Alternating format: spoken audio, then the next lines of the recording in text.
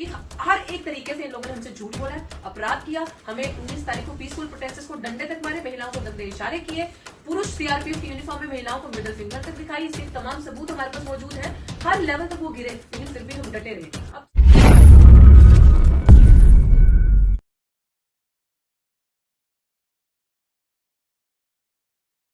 राजा साहब ने बताया कि जिस जगह पे हम बैठे हैं, हर दिन हम लोगों को क्राइम होता अपनी आंखों के सामने देखते हैं। वाइस चांसलर के द्वारा, वाइस चांसलर और प्रॉक्टर की शय पे, उसी जगह पे हमें उकसाने के लिए आपने देखा बहुत बड़ी कवर की है कि जय श्री राम के नारे हमें उकसाने के लिए लगाए जाते हैं। एंटी नेशनल स्लोगन आरएसएस की शाखाओं में बोले जाते हैं। हमारा अपराध क्या है? हम न्याय मांग रहे हैं, ये हमारा अपराध है। जस्टिस, सिर्फ जस्टिस की गुहार लगा रहे हैं। हम ये कह रहे हैं कि जो क्रिमिनल आपने अंदर रखे है उसे आप बाहर भगाएं। और वही की मुझे नहीं पता ये लोग डिग्रीज कहाँ से लेके आते, कौन सी व्हाट्सएप यूनिवर्सिटी से ये लोग पढ़ के आते हैं। आप मीडिया के कर्मी हैं, मैं आपसे प्लीज रिक्वेस्ट करती हूँ, आपके पास स्वतंत्र अधिकार है, आप जाएं वाइस चांसलर साहब से पूछें, रजिस्ट्रार सविता रॉय से पूछें, प्रॉक्टर से पूछें कि कहाँ से पढ़े हो या क्या केस की कितनी जानकारी आपको डॉक्टर रितु की 150 दिन से बैठी है, तो आप एक महिला जो वहां से पढ़ी और वहां पढ़ा रही है उसको आउटसाइडर कैसे बता रहे हो आप? और एक तरफ आप कहते हो केस सब जुडिस है, दूसरी तरफ आप ये कहते हो, मुझे तो जान के हैरानी हुई सर कि वो उसमें क्या नाम इनका डीन ऑफ स्टूडेंट वेलफेयर जो है, जब हम मीटिंग करने गए तो वो कह रहे हैं ट्रस्ट बिल्ड होना चाहिए। जब आपको हम पे ट्रस्ट है, सारी चीजें ट्रस्ट बिल्डिंग का आप बता रहे हो कि इसीलिए हम वापस आपके पास आए। तो आज ये प्रेस कॉन्फ्रेंस इसलिए इंपॉर्टेंट है साथियों, क्योंकि आपके सपोर्ट के बिना हम बिल्कुल अधूरे हैं।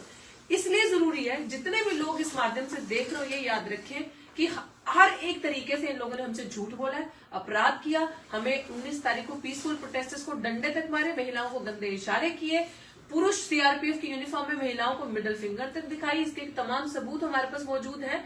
हर लेवल तक वो गिरे, लेकिन फिर भी हम डटे रहे। अब 6 तारीख एक अल्टीमेटम इन झूठे लोगों को दिया है जिन्हें लगता है कि हम कुछ भी करेंगे, हम जमीन तक से लेके कोर्ट तक सब सेट कर लेंगे, सब हमारी मर्जी से चलेगा।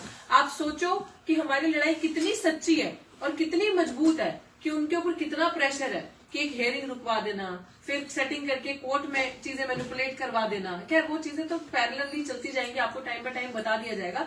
लेकिन आप सबसे मेरा हाथ जोड़ के ये एक विनती है, और मैं इस चीज को मैं लिटरली बड़ी शुक्रगुजार हूँ अपने समाज की, कि मुझे लगा था कि हमारे समाज के लोग बाहर नहीं आएंगे। शायद जिस तरीके से रोहित वे बोला हेल्पलेस थे, उस तरीके से हमें भी फील करना पड़ेगा, लेकिन नहीं, उमड़ उमड़ के जितना सपोर्ट, साथ, प्यार आप सबने दिया, आप निकल के बाहर आए। और मुझे यकीन है कि इस 6 तारीख की मुहिम को भी आप इतना ही सक्सेसफुल और बनाएंगे ताकि हम वहां से जीत कर लौटे, हार के ना लौटे। जिस तरीके से बाबा साहेब कोई भी लड़ाई उन्होंने हमेशा मेहनत से लड़ी और अधूरी नहीं छोड़ी, ये समाज भी इस लड़ाई को अधूरा नहीं छोड़ेगा। और मुझे खुशी है आज हमारे बीच में तरना दल से बाबा जत्थर बाबा सुखदेव सिंह जी पंजाब से चल के आए हैं समर्थन देने के लिए। और उन्होंने आते ही मुझे ये कहा कि अब ये लड़ाई तुम्हारी नहीं है, अब ये लड़ाई तेरी नहीं है बेटी गुड्डी, अब ये लड़ाई हमारी है, ये लड़ाई मेरी है। तो जब ये फार्मर्स को 13 महीने बैठे, यही बाबा जी ने कहा कि जब हम 13 महीने किसानों को जिता सकते हैं, तो ये तो अपने अपने बच्चे की बेटी की बात, और बेटियां तो सबकी इज्जत होती है, तो ये लड़ाई हमारी है। बाबा जी भी बात करेंगे आपके सबके साथ, उन्होंने भी ये चीज कही कि अब खुलेआम हम आपको एक क्लियर कट संविधान के तरीके से ऐलान कर रहे हैं कि आप 5 तारीख तक अगर जो हमारी ये डिमांड्स है 5 इन्हें नहीं मानते, तो 6 फरवरी को फिर आपसे शायद सिंह संभालने नहीं जाएंगे। और सिंह, मैं कहती हूँ सूरमा तो हर कोई है, चाहे वो यूपी से है, चाहे वो पूरे भारत के किसी कोने से, हरियाणा से, पंजाब से, दिल्ली से, कोई भी, हर एक जो अम्बेडकरवादी है उसका लड़ने का तरीका अपने आप ही देखोगे। तो हमारा 6 तारीख को ऐलान है कि 10 बजे आप आए और देखें इनका मुखौटा कैसे आपके सामने। 6 फरवरी सुबह 10 बजे आप अपने घरों से निकल के पूरा मीडिया आए और इनका असली चेहरा जो आप उस दिन देखेंगे।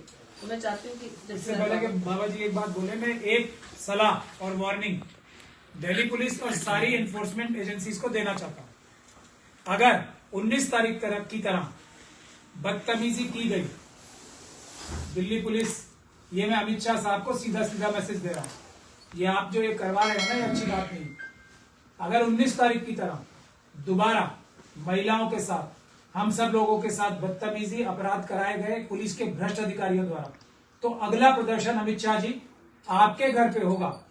हम लोग ये बाकी जो पॉलिटिकल पार्टीज के साथ आप कर रहे हो वो लोग नहीं है, हम ईडी और सीबीआई और स्वयं आपके घर का घेराव करेंगे अगर पुलिस ने 6 तारीख को हमसे जरा सी भी बदतमीजी की। तो ये आप इसको चाहे तो हमारी वार्निंग समझ लो, चाहे निवेदन समझ लो, या कानूनी सलाह समझ लो। जब भारत के संविधान के हिसाब से चलने के लिए पुलिस को बोलो। अपनी ये जो गुंडागर्दी है इसको पुलिस के माध्यम से कराने की 6 तारीख को कोशिश मत करना अमित शाह जी, मैं आपको डायरेक्ट मैसेज दे रहा हूँ। और ये मैं इसमें ऐड कर दूं कि मेरा हाथ सबसे पहले मेल पुलिस ऑफिसर ने पकड़ा था, उसके बाद उन्होंने जब डर गए वो तो फटाफट फीमेल को बुलाकर उसके हाथ में पकड़ाया।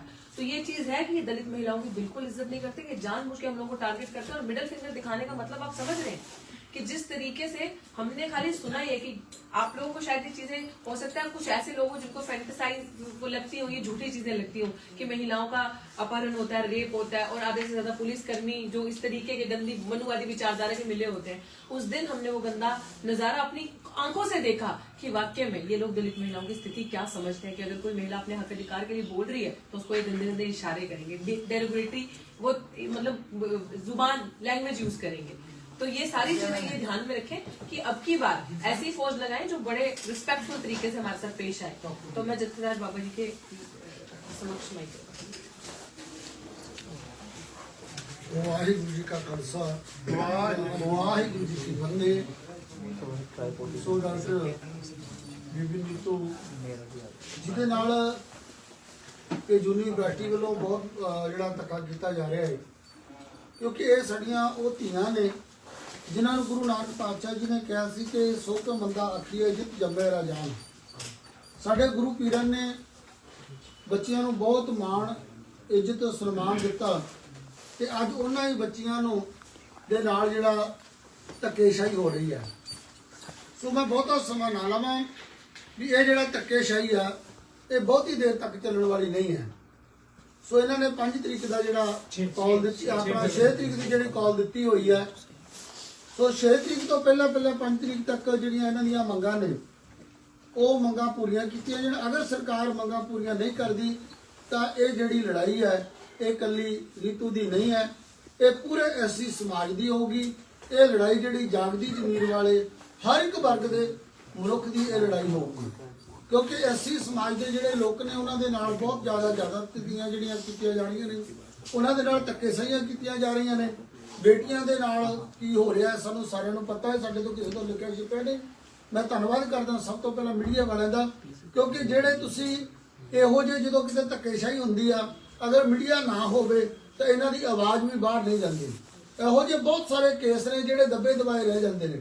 ਚਲੋ ਨੀਤੂ ਸੀ ਇਹਦੇ ਨਾਲ ਇੱਕ ਪ੍ਰਿੰਸੀਪਲ ਸੀ, ਯੂਨੀਵਰਸਿਟੀ ਦੇ ਵਿੱਚ ਰਹਿੰਦੇ ਸੀ, ਜਾਂ ਇਹਨਾਂ ਦੇ ਨਾਲ ਐਡਵੋਕੇਟ ਸਾਹਿਬ ਜੁੜੇ ਹੋਏ ਨੇ, ਹੋਰ ਵੀ ਕੁਝ ਲੋਕ ਇਹਨਾਂ ਦੇ ਨਾਲ ਜੁੜੇ ਹੋਏ ਸੀ। ਇਹਨਾਂ ਦਾ ਮਾਮਲਾ ਜਿਹੜਾ ਉਹ ਉੱਭਰ ਕੇ ਸਾਹਮਣੇ ਆ ਗਿਆ ਤੇ ਲੋਕਾਂ ਨੂੰ ਇਸ ਚੀਜ਼ ਦਾ ਜਿਹੜਾ ਪਤਾ ਲੱਗ ਗਿਆ। ਅਗਰ ਇਹੋ ਜਿਹੀਆਂ ਪਤਾ ਨਹੀਂ ਕਿੰਨੀਆਂ ਕਿ ਬੇਟੀਆਂ ਨੇ ਜਿਹੜੀਆਂ ਥੱਲੇ ਦੱਬੀਆਂ ਕੁਚਲੀਆਂ ਪਈਆਂ ਹੋਈਆਂ, ਜਿਨ੍ਹਾਂ ਦੀ ਕੋਈ ਆਵਾਜ਼ ਨਹੀਂ ਸੁਣਦਾ, ਤੇ ਤੁਹਾਡੇ ਮੀਡੀਆ ਦੇ ਸਹਾਰੇ ਦੇ ਨਾਲ ਇਹਨਾਂ ਦੀ ਆਵਾਜ਼ ਆ ਜਿਹੜੀ ਉਹ ਪੂਰੀ ਦੁਨੀਆ ਤੱਕ, ਪੂਰੇ ਵਰਲਡ ਦੇ ਵਿੱਚ ਆਵਾਜ਼ ਜਿਹੜੀ ਇਹਨਾਂ ਦੀ ਉਹ ਪਹੁੰਚਣੀ ਆ। ਸੋ ਪੂਰੇ ਵਰਲਡ ਦੇ ਵਿੱਚੋਂ ਜਿਹੜਾ ਇਹਨਾਂ ਦਾ ਸਾਥ ਦੇਣ ਦੇ ਵਾਸਤੇ ਐਸੀ ਸਮਾਜ ਦੇ ਲੋਕ ਨੇ ਜਿਹੜੇ ਉਮੜ ਕੇ ਸਾਹਮਣੇ ਆਉਣਗੇ। ਜਿੰਨੀਆਂ ਵੀ ਜਥੇਬੰਦੀਆਂ ਨੇ, ਧਾਰਮਿਕ ਜਥੇਬੰਦੀਆਂ ਨੇ, ਰਾਜਨੀਤਿਕ ਜਥੇਬੰਦੀਆਂ ਨੇ, ਜਿੰਨੀਆਂ ਵੀ ਸੰਸਥਾਵਾਂ ਜਿਹੜੀਆਂ ਚੱਲਦੀਆਂ ਨੇ, ਉਹ ਸਾਰੀਆਂ ਸੰਸਥਾਵਾਂ ਨੇ ਜਿਹੜੀਆਂ ਇੱਥੇ ਪਹੁੰਚਣੀਆਂ। ਪੰਜਾਬ ਤੋਂ ਬਹੁਤ ਵੱਡੇ ਕਾਫਲੇ ਦੇ ਰੂਪ ਦੇ ਵਿੱਚ 6 ਤਰੀਕ ਨੂੰ ਜਿਹੜੀ ਇੱਥੇ ਜਿਹੜੇ ਨਿਹੰਗ ਸਿੰਘ ਦਲ ਵੀ ਪਹੁੰਚਣਗੇ।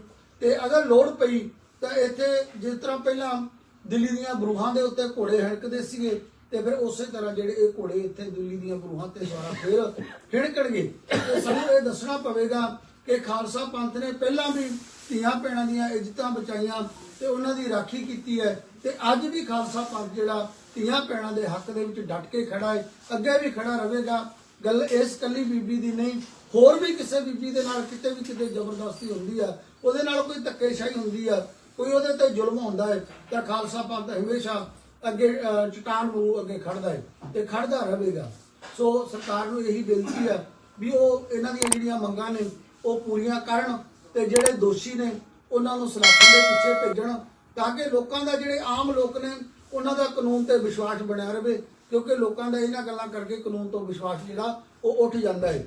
ਅੱਜ ਮੈਂ ਤੁਹਾਨੂੰ ਦੱਸਾਂ ਵੀ ਤੁਸੀਂ ਕਿਤੇ ਪੰਜਾਬ ਦੇ ਵਿੱਚ ਜਾ ਕੇ ਵੇਖੋ, 100 ਦੇ ਵਿੱਚੋਂ ਤਕਰੀਬਨ 75% ਜਿਹੜੇ ਮਾਮਲੇ ਨੇ ਇਹੋ ਜਿਹੇ ਜਿਹੜੇ ਰੌਲੇ ਰੱਪੇ ਨੇ ਉਹ ਲੋਕ ਕਾਨੂੰਨ ਨੂੰ ਛੱਡ ਕੇ ਨਿਹੰਗ ਸਿੰਘ ਦਲ ਪੰਥਾਂ ਦੇ ਵਿੱਚ ਜਥੇਬੰਦੀਆਂ ਦੇ ਕੋਲ ਜਾਂਦੇ ਨੇ ਕਿ ਬਾਬਾ ਜੀ ਕੋਈ ਕਾਨੂੰਨ ਸਾਡੀ ਗੱਲ ਨਹੀਂ ਸੁਣਦਾ, ਕੋਈ ਪ੍ਰਸ਼ਾਸਨ ਗੱਲ ਨਹੀਂ ਸੁਣਦਾ, ਕੋਈ ਸਰਕਾਰ ਨਹੀਂ ਸੁਣਦੀ, ਤੁਸੀਂ ਸਾਡੇ ਨਾਲ ਆ ਕੇ ਖੜੋ। ਤੇ ਸਾਨੂੰ ਹਮੇਸ਼ਾ ਉੱਤੇ ਕਚਹਿਰੀਆਂ ਲਾਉਣੀਆਂ ਪੈਂਦੀਆਂ ਨੇ। ਕਿਤੇ ਮੀਡੀਆ ਮੌਕਾ ਮਿਲਿਆ ਤੁਸੀਂ ਵੇਖੋਗੇ ਜਾ ਕੇ ਕਚਹਿਰੀਆਂ ਲੱਗਦੀਆਂ ਨੇ ਸੋਹਣਿਆਂ ਦੇ ਵਿੱਚ ਕਿਸ ਤਰ੍ਹਾਂ ਲੋਕਾਂ ਦੇ ਫੈਸਲੇ ਹੁੰਦੇ ਆ। ਸੋ ਇਹ ਸਰਕਾਰਾਂ ਦਾ ਫਰਜ਼ ਬਣਦਾ ਹੈ ਵੀ ਇਹਨਾਂ ਲੋਕਾਂ ਨੂੰ ਜਿਹੜਾ ਵਿਸ਼ਵਾਸ ਦਿਵਾਉਣ, ਲੋਕਾਂ ਦਾ ਕਾਨੂੰਨ ਤੇ ਵਿਸ਼ਵਾਸ ਬਣਿਆ ਰਹੇ, ਕਾਨੂੰਨ ਦੇ ਉੱਤੋਂ ਵਿਸ਼ਵਾਸ ਨਾ ਉੱਤੇ।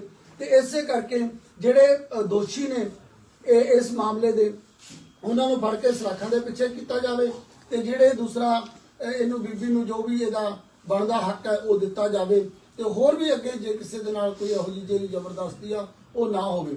ਕਿਉਂਕਿ ਇਹ ਗੱਲ ਹੈ ਜਿਹੜੀ ਇਹ ਗੱਲ ਸ਼ਹਿ ਦੀ ਨਹੀਂ ਹੈਗੀ, ਇਹ ਗੱਲ ਪੈਸੇ ਦੀ ਆ।